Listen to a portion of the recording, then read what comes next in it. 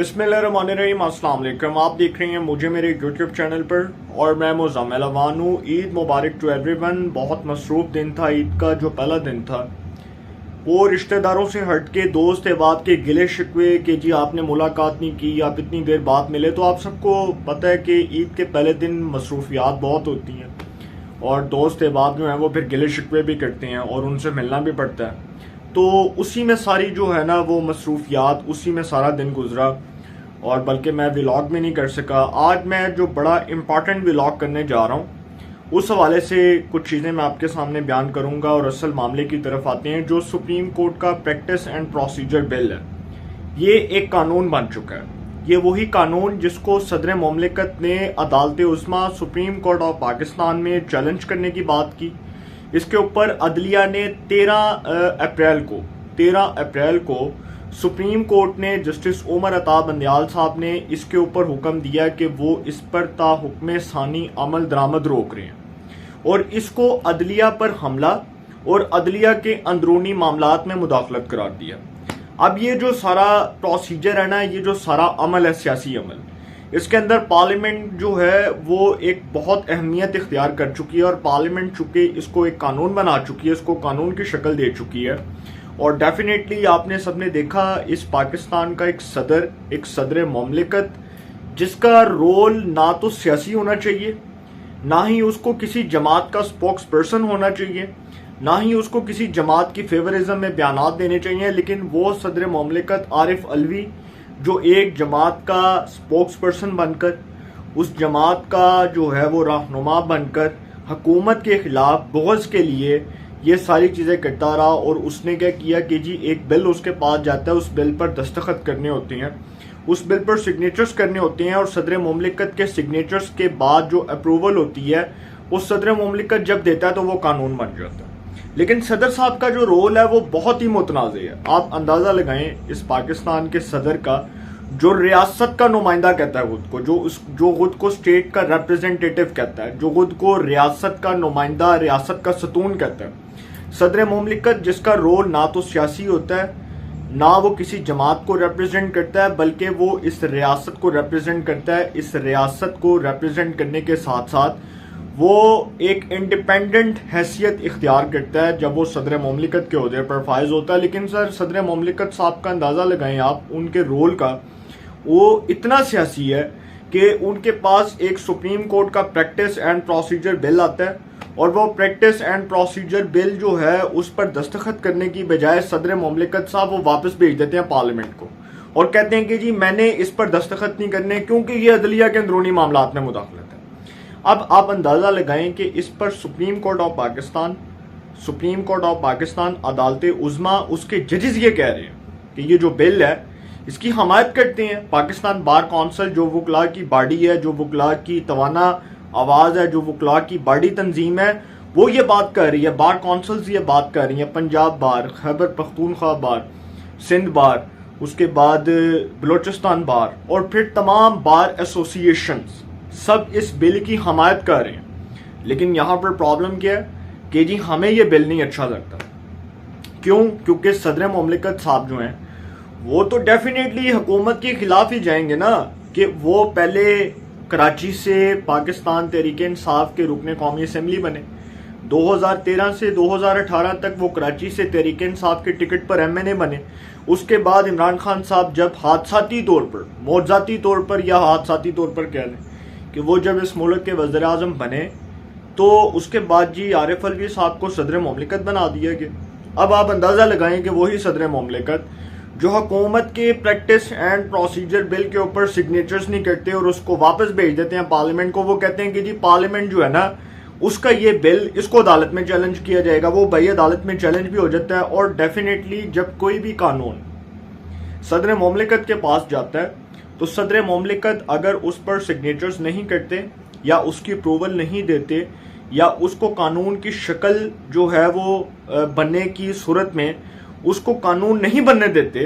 तो वो sir definitely automatically वो 10 दिन बाद खुद ही कानून बन जाता है और वो इम्प्लीमेंट हो जाता है। तो अब सदर मुमलिकत साहब जो है ना उन्होंने बेसिकली अपना जो बुग़्ज़ है ना वो निकाला, अपने दिल की भड़ास निकाली इस हुकूमत के ऊपर اور عمر عطا بندیال صاحب جو ہیں، جو ہمارے چیف جسٹس ہیں، جن کے اوپر اب بڑے الزامات لگ رہے تھے کہ وہ جس طرح سے عدلیہ کے معاملات چل رہے ہیں، عید کا دن ہے، میں کسی کی دل آزاری نہیں کرنا چاہتا، لیکن میں سمجھتا ہوں کہ اس سے مشکلات جو ہیں وہ چیف جسٹس صاحب کے لیے بڑھیں گی. ان کا ادارہ جو ہے اب ان کے پاس ایک ایسی دفاعی پوزیشن آ گئی ہے ان جج صاحبان کے پاس جن کو سائیڈ لائن کیا گیا سپریم کورٹ میں. جسٹس سردار طارق مسعود صاحب اور جسٹس قاضی فائز عیسیٰ صاحب، جو سپریم کورٹ آف پاکستان کے دو موسٹ سینئر جج صاحبان ہیں، اب ان کے پاس یہ اختیار آ چکا ہے کہ سپریم کورٹ کے پریکٹس اینڈ پروسیجر بل کے تحت جو از خود نوٹس لینے کا اختیار ہوگا وہ سپریم کورٹ کے 3 موسٹ سینئر جج صاحبان کے پاس ہوگا، اور chief justice of Pakistan justice Umar Ata Bandial صاحب کو سپریم کورٹ کے ہی 2 موسٹ سینئر جج صاحبان سے پرمیشن درکار ہوگی، ان کو پرمیشن لینی پڑے گی، اور وہ 2 جج صاحبان جو ہیں وہ جسٹس قاضی فائز عیسیٰ صاحب اور جسٹس سردار طارق مسعود صاحب ہیں. وہی 2 جج صاحبان جو عمر عطا بندیال صاحب جن کے بہت مخالف ہیں اور جن کو وہ بینچز میں نہیں بٹھاتے، اور ہمیں پھر بعد میں کہا جاتا ہے کہ جی وہ تو ایک عدالت عظمیٰ کا فیصلہ تھا. بے شک جج صاحبان نے جو بھی فیصلہ کیا عدالت عظمیٰ کا فیصلہ اٹل ہوتا ہے، بالکل ہوتا ہے، میں نہیں کہتا نہیں ہوتا، بالکل اٹل ہوتا ہے، اس میں کوئی دو رائے ہے ہی نہیں، کوئی مخالفت کی بات ہی نہیں ہے. لیکن یہ کہاں پر لکھا ہے کہ ایک آپ ایسا بینچ بنا دیں جس بینچ سے انتقام کی بو آ رہی ہو، جس بینچ میں جج صاحبان جو ہیں وہ باقاعدہ طور پر نظر آ رہا ہو کہ وہ کسی کے خلاف تعصب سے بڑے فیصلے دے رہے ہیں. اعجاز الاحسن صاحب اور منیب اختر صاحب، میں سب کی بڑی عزت کرتا ہوں، سپریم کورٹ کے جج ہیں اور انٹیگریٹی والے جج ہیں. ڈیفینیٹلی سر اتنی محنت کر کے کوئی جج بنتا ہے جس نے قانون کی کچھ 100-200 کتابیں پڑھی ہوں گی، قانون کے ایک جو ہے وہ آپ سمجھ لیں کہ قانون کا ایک لا جو ہے اس کو پڑھا ہوگا، اس کو ترجمے کے ساتھ سمجھا ہوگا، اس کے بعد اس نے اتنی محنت کر کے، اتنی اسٹرگل کر کے اس نے ہائی کورٹ میں جو ہے وہ بطور پریکٹسنگ وکیل وکالت کی ہوگی، اس کے بعد وہ جج بنے ہوں گے، اس کے بعد ان کو لاہور ہائی کورٹ سے یا کسی بھی عدالت سے، Sindh high court, supreme court میں تمام جو جج صاحبان ہیں، کوئی پشاور سے آیا ہے، کوئی کراچی سے کوئی جج بنا، کوئی سندھ ہائی کورٹ سے جج بنے، کوئی پشاور ہائی کورٹ سے بنے، کوئی بلوچستان سے بنے، کوئی پنجاب سے بنے. تو اسی طرح ہی ہے نا کہ پھر ان کو ریفر کیا جاتا ہے، پھر ان کو جج بنا دیا جاتا ہے. لیکن سر یہاں پر جو منصف ہیں،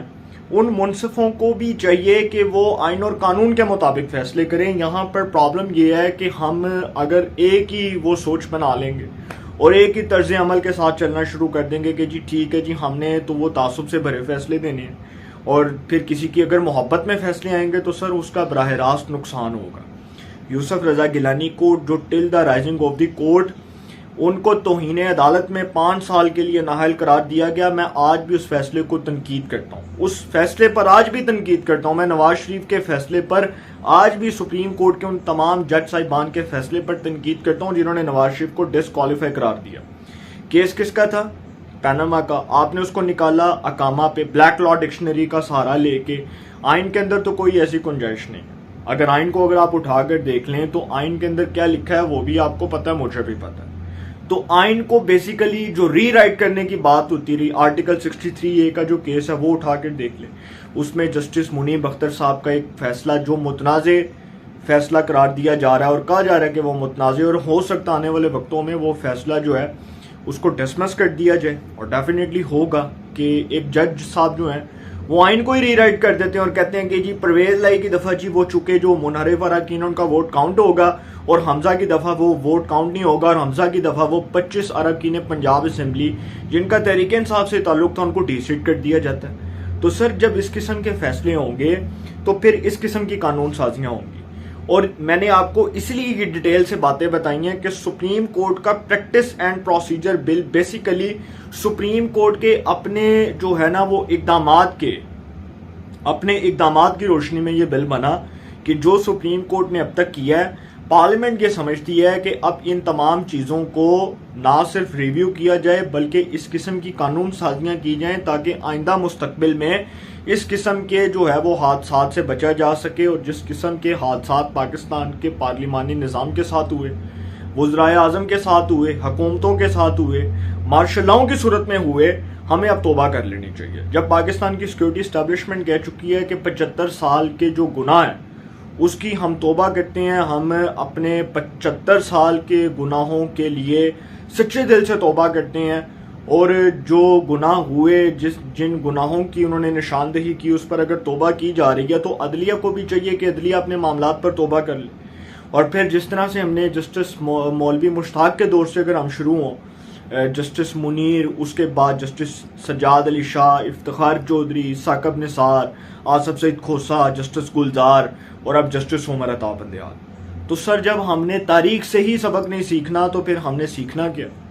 اب تو ہمیں خود اس بات کے اوپر شرم آتی ہے بات کرتے ہوئے کہ عدلیہ کے اندر جو ڈیوائیڈ ہے یہ بیسیکلی ادارے کی ساکھ کو کمزور کر رہی ہے, ادارے کی ساکھ کو بڑی بری طرح متاثر کر رہی ہے, ادارے کی ساکھ کے اوپر ہر اس شخص کو انگلی اٹھانے کا موقع فراہم کر رہی ہے جو سمجھتا ہے کہ عدلیہ کے اندر ڈیوائیڈ ہے. سیدھی بات ہے, 7 ججز ادھر 8 ججز ادھر, 8 بھی نہ کہیں آپ بلکہ یہ کہیں کہ 1-2 سننے میں آیا کہ انڈیپینڈنٹ بھی, اور ہو سکتا ہے کہ آنے والے دنوں میں کوئی سیاسی کھڑاک ہو جائے, اور سننے میں یہ بھی آ رہا ہے کہ عید کے بعد کوئی بہت بڑی پولیٹیکل ڈیولپمنٹ ہو سکتی ہے. تو سر جو بھی ہوگا نا, اب ایک بات تو واضح ہو گئی ہے کہ اس بل کے تحت اب سو موٹو لینے کا اختیار عدلیہ کے 3 سینئر جج صاحبان کے پاس ہوگا, اور جسٹس عمر عطا بندیال صاحب جو ایک سائڈ پر کھڑے ہوں گے اور 2 جج صاحبان جو ایک سائڈ پر کھڑے ہوں گے. تو عمر عطا بندیال صاحب کے لیے جی پرابلمز کھڑی ہو چکی ہیں, اور میں سمجھتا ہوں کہ ان کا کڑا امتحان شروع ہو چکا ہے. اور اگر ابھی بھی وہ اس طرح کے فیصلے کریں گے کہ وہی ججز بٹھا کر بینچز بنا کر کہ کسی کی محبت میں گرفتار ہو کر, تو وہ ایک شعر تھا نا کہ پتہ نہیں کیا شعر تھا, تیری محبت میں گرفتار ہوئے, پتہ نہیں اس قسم کا کوئی شعر تھا, مجھے بھول گیا. تو وہی میں یہی بات کروں گا کہ اگر کسی کی محبت میں فیصلے آئیں گے تو سر پھر تنقید ہوگی, اور پھر تنقید بڑی کڑاکے دار اور بڑی کھڑاک کرنے والی تنقید ہوگی. اور اس قسم کے جب فیصلے ہوں گے نا تو پھر سپریم کورٹ کے پریکٹس اینڈ پروسیجر بلز اس طرح کے بنتے رہیں گے. اور ابھی تو یہ سٹارٹ تھا, ابھی تو یہ شروعات تھی, آگے آگے دیکھیں گے آپ کیا ہوگا. اور چیف صاحب کے جو ہاتھ ہیں وہ باندھ دیے گئے ہیں, اور آنے والے جو چیف جسٹس ہیں, مستقبل کے چیف جسٹس جسٹس قاضی فائز عیسیٰ صاحب, وہ از خود نوٹس کے حوالے سے بہت بار یہ بات کر چکے ہیں کہ اس حوالے سے یار کوئی قانون سازی ہونی چاہیے. انہوں نے پہلے بھی یہ بات کی تھی, اور از خود نوٹس لینے کا اختیار قطعاً ایسے جج صاحبان کو نہیں ہونا چاہیے جو بار بار از خود نوٹس لے کر عدلیہ کی اور ادارے کی ساکھ کو متاثر کرتے ہیں. افتخار چودھری نے از خود نوٹس لیے, کتنے لیے آپ اس کی تاریخ اٹھا کر دیکھ لیں, اس نے جتنے بھی کیسز میں از خود نوٹس لیے وہ متنازع ہوئے. ثاقب نثار صاحب کو دیکھیں, کبھی وہ کسی میڈیکل کالج میں ہونے والی زیادتی پہ از خود نوٹس لے لیتے تھے, کبھی وہ ہاسپٹلز کے معاملے پہ از خود نوٹس لیتے تھے, کبھی وہ یونیورسٹیز کے معاملے پہ از خود نوٹس لیتے تھے. لیکن وہ کبھی اپنے پر بھی سوچیں, اپنے پر بھی سوچ بچار کریں کہ آج وہ کس جگہ پر کھڑے, آج ان کا کیا مقام ہے. تو سر ہمیں بھی سوچنا چاہیے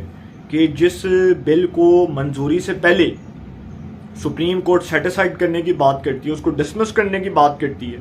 اس کو کالعدم قرار دینے کی بات کرتی ہے, وہ بل پھر بھی بل بن جاتا ہے. اور وہ بل بن گیا, سپریم کورٹ کا پریکٹس اینڈ پروسیجر بل قانون بن گیا. سپریم کورٹ نے اس پر تا حکم ثانی عمل درآمد روکا تھا, ملیا کچھ بھی نہیں, تو کھودا پہاڑ نکلا چوہا.